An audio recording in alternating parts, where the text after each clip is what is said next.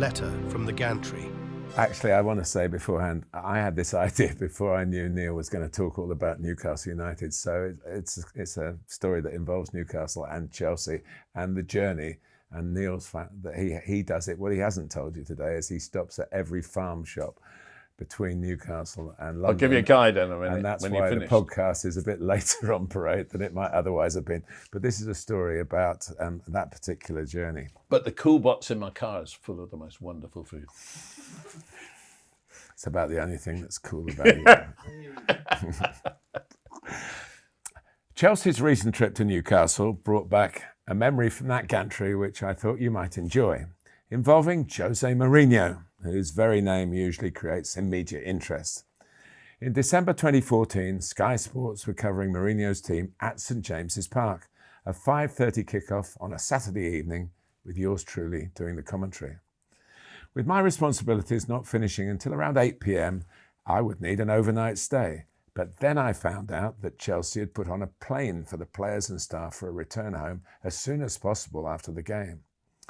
Well, for 35 years, I've lived in the same village in Surrey, and Chelsea moved their training base into the neighbourhood 20 years ago.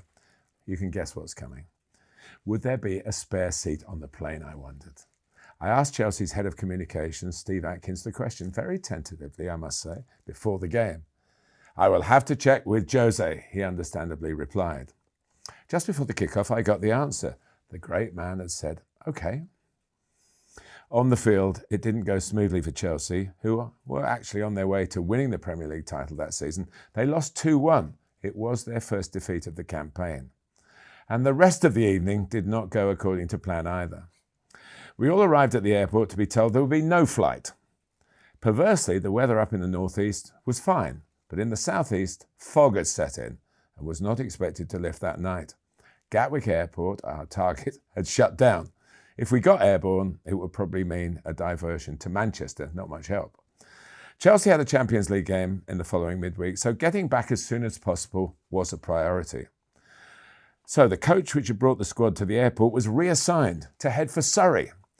I probably should have disappeared into the Newcastle night saying, thank you for thinking of me.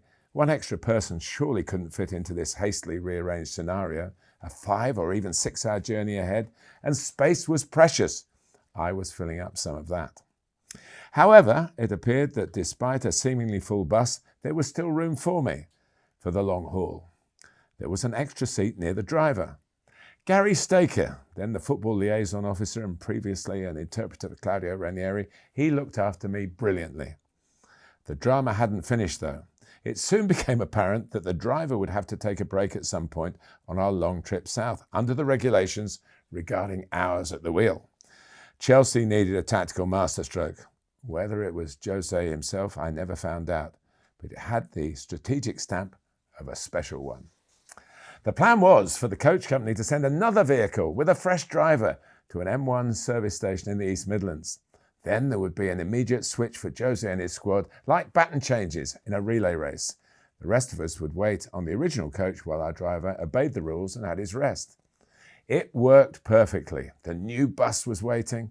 The players and Jose and his staff decamped and reboarded. In its own way, one of the best Chelsea transfers ever. We too came out of it quite well. From a jam-packed squeeze of a journey, a handful of us now had the original bus to ourselves. We took over the area vacated by the players on the upper deck, stretching out, coffee on tap.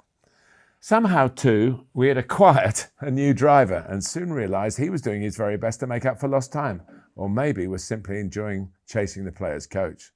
He cut the deficit impressively. When we finally got close to the Cobham complex, we were passed by some of the players who just collected their cars and were driving home the very last leg of their long journey. They clearly hadn't been back for long. Gary Staker then picked up his car and well into the small hours very kindly dropped me at my house. Now, my original schedule for an overnight stay in Newcastle would have been, I think, far more relaxing, but definitely nowhere near as much fun.